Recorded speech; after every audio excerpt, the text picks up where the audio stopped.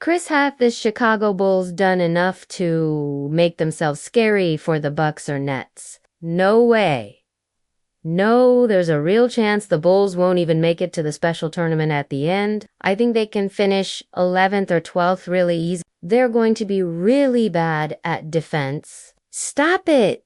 Applause. DeRozan applause. Look at that. Oh man, who said he can't still jump high? DeMar DeRozan is having the best season of his whole life with the Chicago Bulls. He's so good that people think he might win the Best Player award. But where did this amazing new DeMar DeRozan come from all of a sudden? To really understand how he got so good, again, we first have to look at how DeMar ended up in Chicago. DeMar DeRozan was picked by the Raptors as the 9th player chosen in the 2009 basketball draft. Back then, the Raptors were a totally different team. Chris Bosh was the most famous player on the team, and they really wanted to make it to the playoffs. But just like every big star, Chris said bye-bye to Toronto because he wanted to win a championship somewhere else. Chris, you want to jump in and tell us where you're going to? Yeah, I'm joining Mr. Wade in Miami.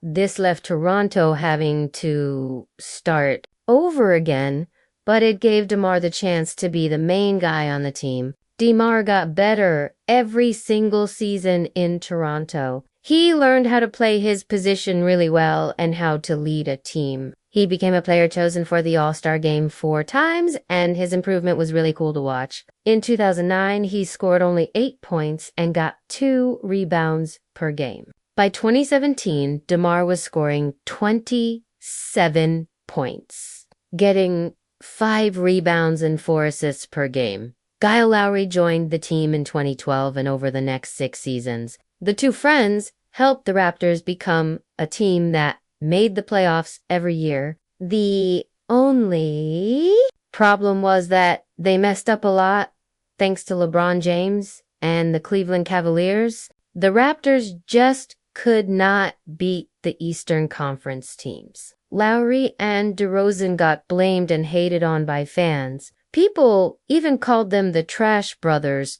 In 2018, after being the best team in the Eastern Conference during the regular season, they got totally beaten by the Cavs in the semifinals of the playoffs. After the season, the team manager Masai Ujiri had enough. He fired the coach of the year, Dwayne Casey, and traded DeMar DeRozan without talking to him first or even calling him. It was heartbreaking and showed how mean the basketball business can be. A guy who gave 9 years to a city and team can suddenly be moved without anyone caring about his feelings.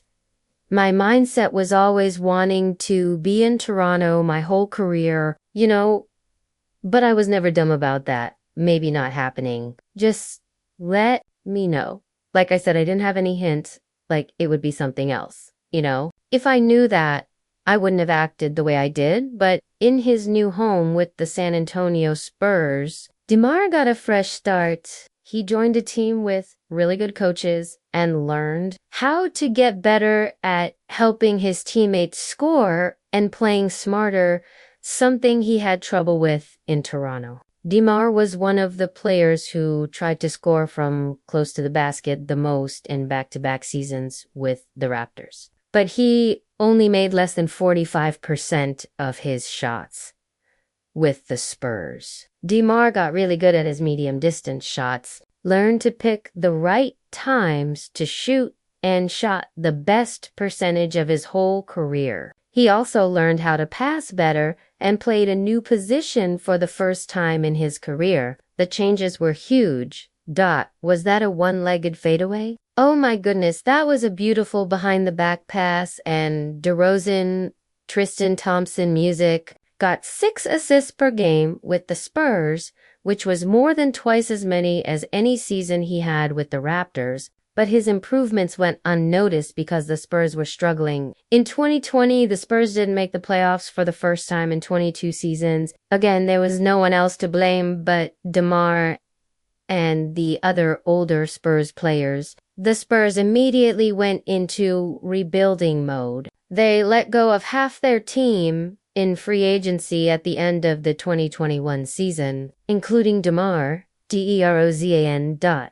At the time, most people who talk about basketball saw DeMar as a problem. He was a 32-year-old that failed really badly twice, once with a team that won a championship when he left, and another with a team that did terribly when he was there. But the Bulls took a chance, and on August 11th, 2021, they signed DeMar to a 3-year, $85 million deal. News website said that DeMar was the worst free agency signing of the summer. Chris, have the Chicago Bulls done enough to make themselves scary for the Bucks or Nets? No way. Scary for the Nets or the Bucks? Come on. No. That's a nice little group of players, but let's see if they make the playoffs. I think there's a real chance the Bulls won't even make it to the special tournament. I think they can finish 11th or 12th. Really easy. They're going to be really bad at defense.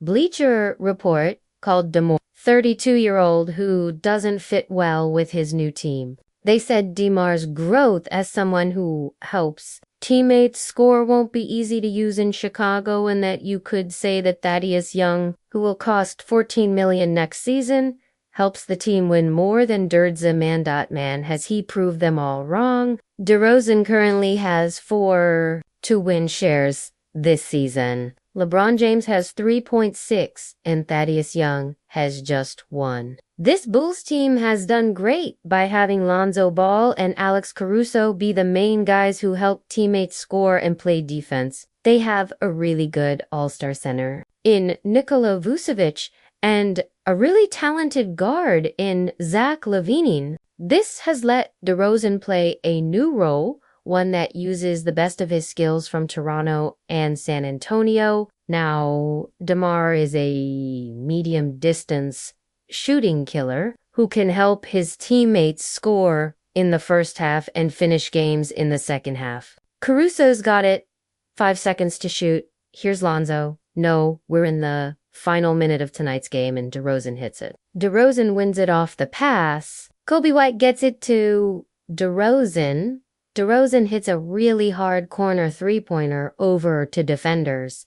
Time runs out, and the Bulls win again at the buzzer. DeMar is scoring 26, 4 points per game with a shooting percentage of almost 50%. And with Tony Bradley and, the other big guys out there, it was a nice move by Jones. Comes out to screen DeRozan from medium distance. Money goes in again. Oh, medium range monster. He's shooting the best 3-point percentage of his career at 33%, which of course is not super high, but still way better for a player who shot just 9% from 3-point range back in 2011. The Bulls are also getting the best out of DeMar because they're moving him around the court. This season, he spent 72% of his minutes playing power forward, a position he learned with the Spurs. He's even played center with the Bulls for the first time in his career. On defense, DeMar has always had problems. Ask any Raptors fans about getting totally beaten by the Washington Wizards in the first round of the 2015 playoffs.